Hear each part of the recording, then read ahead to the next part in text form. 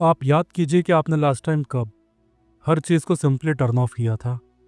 ना आपने अपना फ़ोन देखा, ना टीवी, ना रेडियो पर कुछ सुना।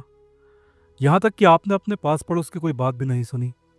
देश और दुनिया में क्या हो रहा है इससे आपको कोई मतलब ना रहा हो, और आप अकेले रात की ठंडी हवा में अपनी छत पर आंखें बंद करके बैठे हों, या बिना किसी कारण से दूर कहीं घूमने निकल गए हों। मुझे पता है कि आप में से कई लोगों को, या ज़्यादातर लोगों को, ऐसा समय याद नहीं आएगा, क्योंकि पिछले कई सालों से आप कभी भी पूरी तरह अकेले नहीं रहे हैं। पिछले कई सालों से आप इंफॉर्मेशन कलेक्शन के एक ऐसे दौर से गुजर रहे हैं जहां किसी चीज़ के बारे में अगर आपको पता नहीं है तो आपको पिछड़ा हुआ माना जाता है। इससे कोई फ़र्क नहीं पड़ता कि वो चीज़ आपके काम की है या नहीं, उसका आपकी ज़िंदगी पर सच में कोई फ़र्क पड़ भी रहा है या नहीं। अगर आपको उसके बारे में नहीं पता तो आपको लोग पिछड़ा हुआ मानेंगे। आप ये मान सकते हैं कि अगर आप बंगाल के एक छोटे से गांव में रहते हैं और आपको ये नहीं पता कि महाराष्ट्र के नगर निगम चुनावों में किसको जीत मिली और कौन हारा, या फिर किस एक्ट्रेस का डाइवोर्स हुआ, या किस सिंगर ने लाइव शो के दौरान शराब पीकर गाना गाया।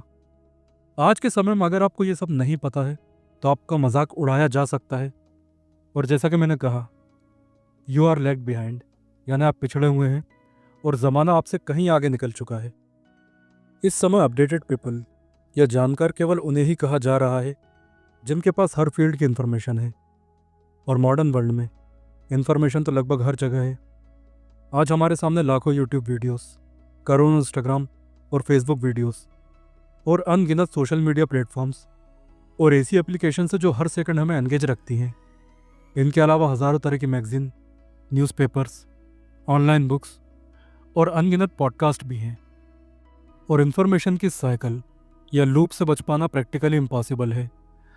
आज हम हर जगह ऐसे लोगों को देख सकते हैं जो खाते समय, पीते समय, चलते समय, गाड़ी चलाते समय, साफ सफाई करते समय, दूसरों से बातें करते समय, यहाँ तक कि सोते समय भी किसी न किसी तरह की इन्फॉर्मेशन को अपने ब्रेन में सेव कर रहे होते हैं। और आपने एक और बहुत अजीब चीज़ ये भी महसूस की होगी कि लोग आज किसी खास इवेंट में प्रेजेंट होकर भी वहाँ प्रेजेंट नहीं रहते हैं। ज़्यादातर लोग उस खास इवेंट को, उस खास मौके को अपने कैमरे में कैप्चर कर रहे होते हैं, और वो ऐसा करते भी हैं। और जब बाद में उससे उस इवेंट के बारे में पूछा जाता है तो ज़्यादातर लोगों को सिवाय शोर और कैमरों के कुछ भी याद नहीं रहता। ऐसा लगता है मानो वो होकर भी वहाँ नहीं रहे हों। उनका पेरिफेरल विज़न गायब हो चुका होता है और केवल टनल विज़न बाकी रह जाता है, जैसे किसी हिप्नोटाइज पर्सन का या शादी के घोड़े का होता है जो अपने अगल बगल की चीज़ों को नहीं देख पाता।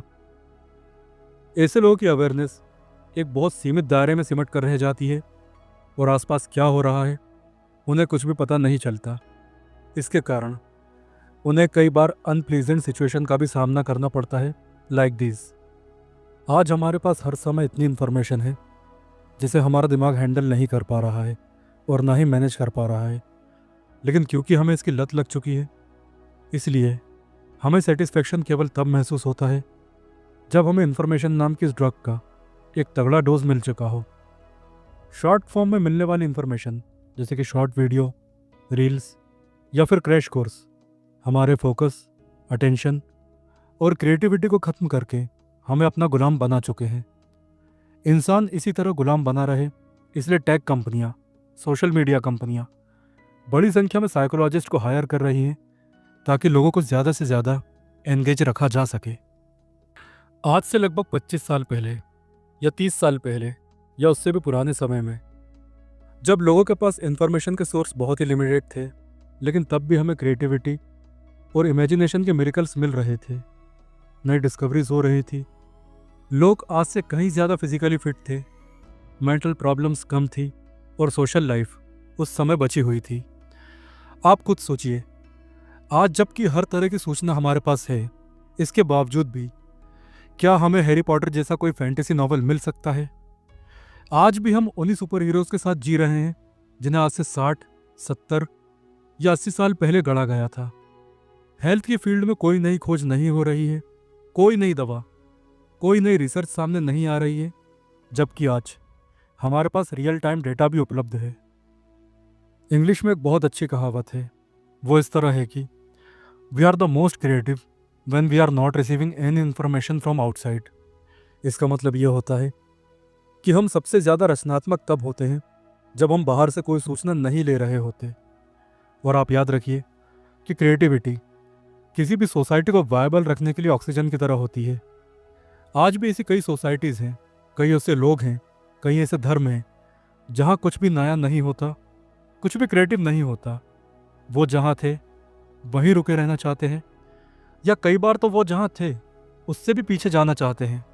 ऐसी ही सोसाइटीज़ की, लोगों की और धर्मों की गंदगी आज भी पूरी दुनिया को गंदा कर रही है और हम सब के लिए मुसीबत बनी हुई है। जिस तरह ये लोग एडिक्ट हैं उसी तरह हम भी, और हमें इन चीज़ों से बचना ही होगा। अपने ब्रेन को फिर से उस लेवल पर लाना होगा जहां हम लिमिटेड इन्फॉर्मेशन के साथ अनलिमिटेड काम किया करते थे। इसका एक कारण यह भी है कि जब हम चीज़ों को अपने खुद के दिमाग से रिसीव कर रहे होते हैं, ना कि किसी बाहरी सोर्स से, तब हम अपने सीखने की क्षमता के पीक पर होते हैं। यही कारण है कि लियोनार्डो डा विंची जैसे लोग घंटों तक खाली बैठकर सोचते ही रहते थे और अपने खुद के दिमाग और कल्पनाओं के बल पर ऐसे ऐसे क्रिएशन करते थे जो आज भी हमारे लिए मिरेकल्स हैं। उनकी इस सुपर इंटेलिजेंस का एक कारण यह भी था कि जब हम कुछ कर नहीं रहे होते हैं in terms of receiving information from the outer world, यानी कि बाहरी दुनिया से जब हम सूचनाओं को नहीं ले रहे होते हैं, तब हमारा ब्रेन उन सूचनाओं की सॉर्टिंग कर रहा होता है जिन्हें कि हम पहले रिसीव कर चुके हैं। ये ठीक वैसा ही है जैसे जब हमारे पास खाली समय होता है तो हम अपने अव्यवस्थित कमरे को ठीक ढंग से जमाते हैं या गंदे कपड़े धोते हैं ताकि आगे आने वाले कामों के लिए खुद को तैयार कर सके। लेकिन यदि हम अपने ब्रेन को रेस्ट नहीं देंगे और इन्फॉर्मेशन को रिसीव करते ही चले जाएंगे तो उसका हाल भी ठीक वैसा ही होगा जैसे कूड़े कचरे से भरे किसी कमरे का होता है जिसकी कभी सफाई ना की गई हो। हम सभी जानते हैं कि आज हम जितने भी इन्फॉर्मेशन रिसीव कर रहे हैं उनमें से ज़्यादातर नेगेटिव होती है। आज ऑन एन एवरेज पूरी दुनिया के लोग 24 में से लगभग 7 घंटे अपनी स्क्रीन के सामने बिता रहे हैं।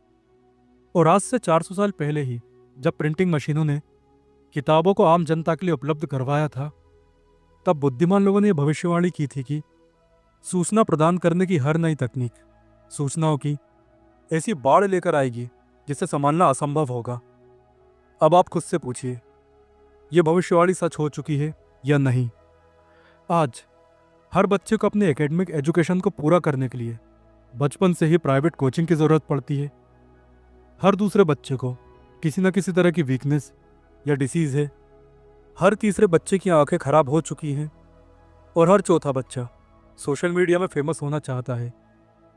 क्रिएटिविटी की पूरी जिम्मेदारी आर्टिफिशियल इंटेलिजेंस को सौंप दी गई है और अब हमें तैयार रहना चाहिए क्योंकि जल्दी ही ये टेक्नोलॉजी और ये मशीनें ह्यूमन ब्रेन को रिप्लेस करने वाली हैं। न्यूरोसाइंस में एक टर्म होता है जिसे वर्किंग मेमोरी कहा जाता है। इसका मतलब दिमाग की वो क्षमता जो सूचनाओं को टेम्परेली संभाल कर रख सकती है। वर्किंग मेमोरी रीजनिंग और गाइडेड डिसीजन मेकिंग के लिए बहुत ज़रूरी होती है और हमारी वर्किंग मेमोरी एक बार में केवल 7 से लेकर 10 चीज़ों को ही हैंडल कर सकती है, चाहे वो कोई इन्फॉर्मेशन ही क्यों ना हो। लेकिन आज हम अपनी वर्किंग मेमोरी में लगातार इन्फॉर्मेशन को फीड करके उसे नष्ट करते ही जा रहे हैं। तभी आपने कई बार यह महसूस भी किया होगा कि आजकल लोग लॉजिकल और कंस्ट्रक्टिव आर्ग्यूमेंट से बचकर सीधे नतीजों पर पहुंचना चाहते हैं, जबकि यदि वो कंस्ट्रक्टिव आर्ग्यूमेंट करते तो शायद अपने लिए कोई बहुत ही बेनिफिशियल चीज़ को उसी तरह निकाल सकते थे जिस तरह समुद्र मंथन करने के बाद देवताओं और दानवों ने अमृत को निकाला था। वर्किंग मेमोरी खराब होने के कारण लोगों की क्षमताएं भी कम हो रही हैं। हम सभी के ब्रेन की प्रोसेसिंग पावर खत्म हो रही है और जल्दी ही यह पूरी तरह से ऑब्सोलेट हो जाएगा और हम सभी अपनी जनरेशन को भेड़ों के एक ऐसे झुंड के रूप में देखेंगे जिन्हें केवल एक पतली सी लकड़ी के सहारे एक लाइन में चलाया जाएगा। और अगर आप इन सभी से बचना चाहते हैं तो अभी अपने मोबाइल या जिस भी डिवाइस से इस इंफॉर्मेशन को रिसीव कर रहे हैं उसे अगले कई घंटों के लिए खुद से दूर कर दें। कोई भी नॉन इम्पॉर्टेंट इन्फॉर्मेशन को रिसीव ना करें और अपने दिमाग को, जिसमें सूचनाओं का कचरा भरा हुआ है, उसे कुछ देर का रेस्ट देकर उस कचरे को हटाने की परमिशन दे।